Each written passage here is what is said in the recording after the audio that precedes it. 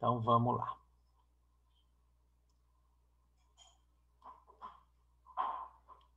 Bom dia. Nós vamos hoje começar as nossas aulas virtuais de História.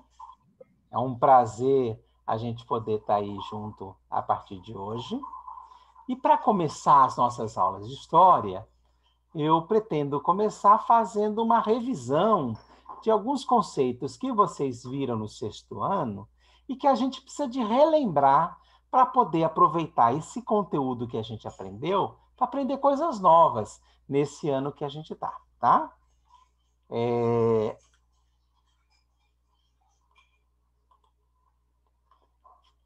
Para começar, é importante dizer que a história ela é uma ciência social. Ou seja, o historiador ele é um cientista social. E um cientista social que precisa de se situar no tempo e no espaço. Porque somente quando ele se situa no tempo e no espaço, ele consegue entender a situação em que ele vive. Ele consegue entender a sua própria vida. E ele consegue entender a realidade na qual a sua vida está inserida. Então, o historiador é um cientista que olha para a realidade de uma maneira um pouco mais crítica. Desde a época dos gregos antigos, lá na Grécia Antiga, no século V antes de Cristo, ou até um pouco antes, na época ainda da mitologia, se tinha a ideia da história como se ela fosse uma das musas que davam origem à humanidade e origem à vida. Então, se vocês olharem essa imagem da tela aí ao lado, essa daí é a deusa Clio, né? A musa Clio, que simbolizava justamente a história na Grécia Antiga. Mas olha que interessante essa imagem aí. Como é a musa Clio? Primeiro, ela tem o pé no chão, porque o cientista social e o historiador em particular, ele olha para a realidade a partir da realidade em que ele está vivendo. Ele não olha para o passado a partir do nada.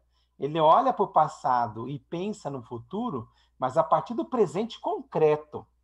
Até porque nós vivemos no presente, nós não vivemos no passado e nem no futuro, nós vivemos no hoje, no agora.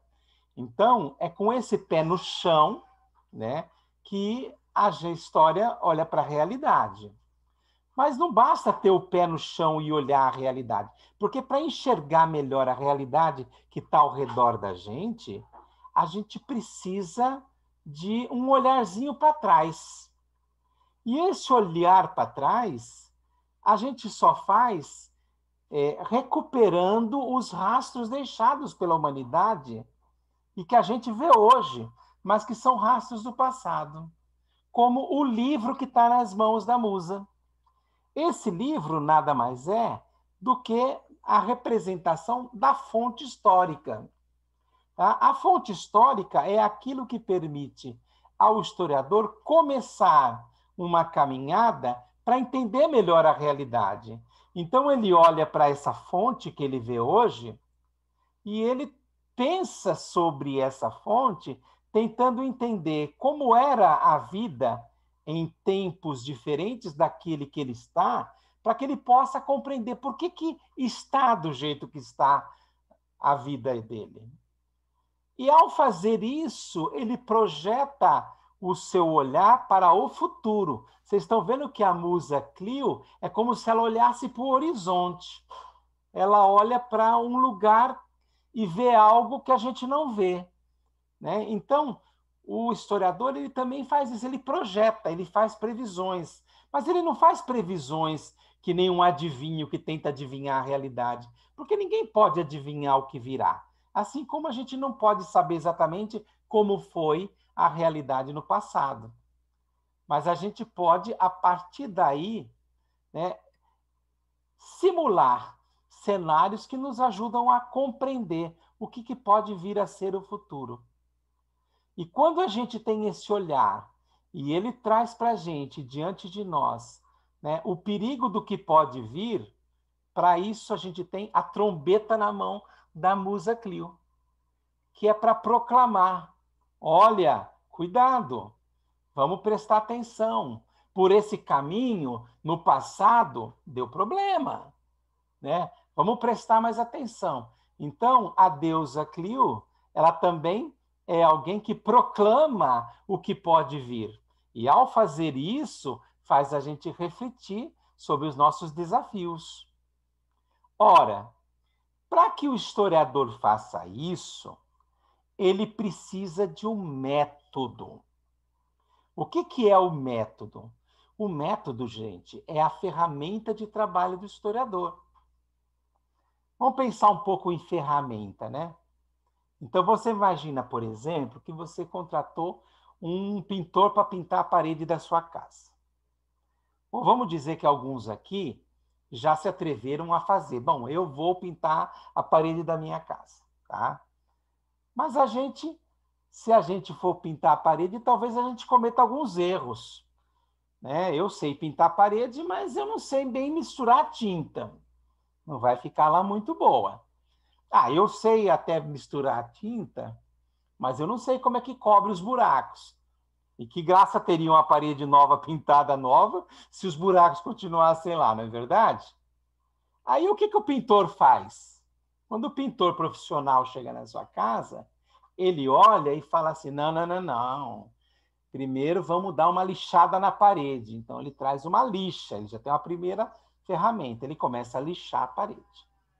Ele vai lixando a parede e fala: não, mas tem alguns buracos. Aí ele traz uma massa corrida e vai cobrir os buracos para que toda a superfície fique igual, né? Para que toda a superfície fique lisa.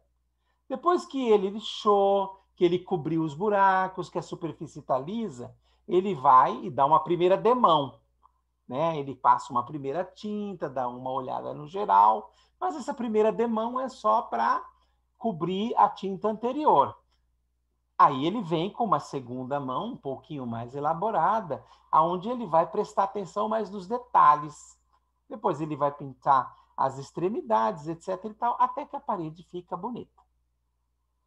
Ora, tudo isso, todo esse conhecimento a respeito de como misturar a tinta, fazer a massa corrida, lixar a parede, pintar, utilizar o pincel, usar a primeira demão, a segunda demão, todo esse conhecimento é uma ferramenta de trabalho. O historiador também tem uma ferramenta de trabalho, mas a ferramenta de trabalho não é só a pá, não é o pincel e não é somente a tinta. A ferramenta de trabalho do historiador, ela está na cabeça.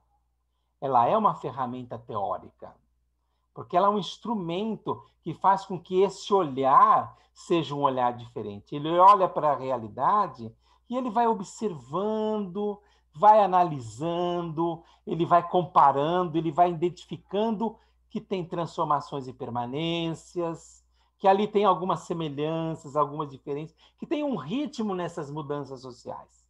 Então, o historiador precisa de um método para ele poder compreender melhor essa realidade.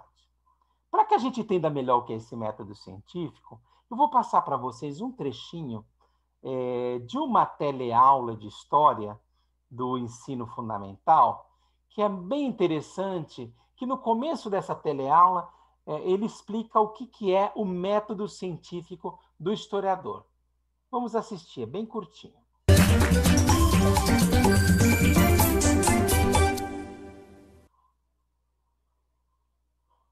Começa hoje o curso de História do Ensino Fundamental. Nós estaremos juntos nesta jornada. Bons estudos. Você vai assistir a teleaula de número 1.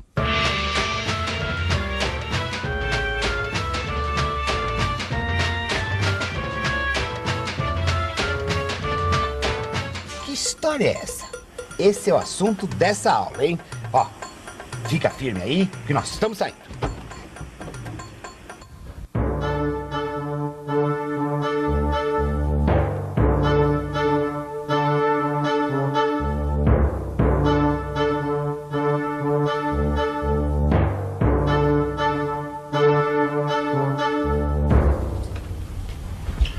Opa!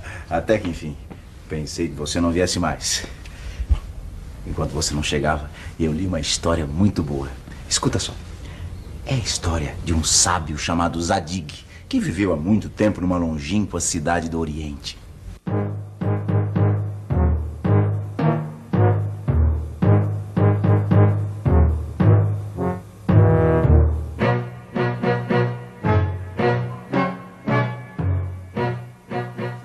Cansado de sua vida e do seu casamento, Zadig foi para o campo e passou a se dedicar ao estudo da natureza. E estudando as plantas e os animais, percebeu que existiam 1000 diferenças onde antes só via uniformidade.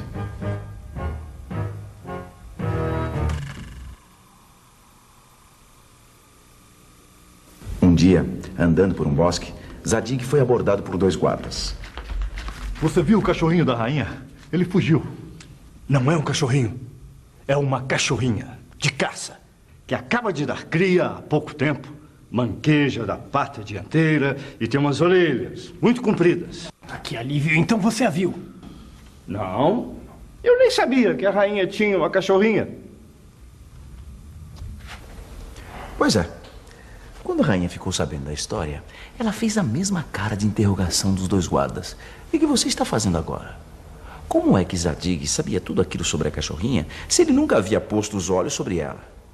A rainha desconfiou e mandou chamar Zadig para que ele se explicasse. E ele se explicou. Bom, andando pelo bosque, eu vi as pegadas de um cachorro. Mas logo percebi que não era um cachorro, mas uma cachorra. Porque entre as pegadas havia umas marcas leves, longas, que só podiam ser das tetinhas pendentes de um animalzinho que acabara de dar cria. E tinha um outro detalhe. Ao lado das pegadas, tinha um outro tipo de marcas que deduzi serem feitas por orelhas muito compridas. Por fim, eu percebi que uma das patas deixava uma impressão menos clara na terra. Logo, a cadelinha mancava. Foi assim que eu descobri tudo. E o que essa história tem a ver com a história que a gente vai estudar? Elementar, meu caro aluno. O método. Método, caminho pelo qual se atinge o objetivo. Modo de proceder, maneira de agir. Você reparou o método que Zadig usava? Ele observava tudo com muita atenção e, através desse esforço minucioso, conseguia descobrir várias coisas partindo apenas de vestígios. Em palavras simples, o que o nosso sábio fazia era um verdadeiro trabalho de investigação.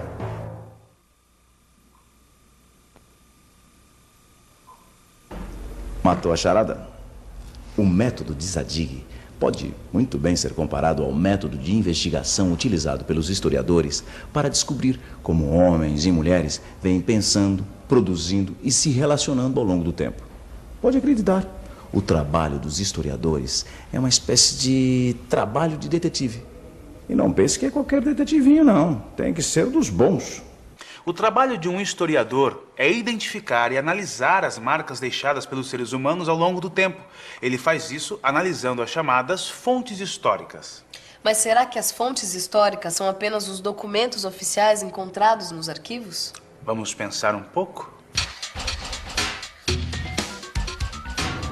Vamos pensar um pouco.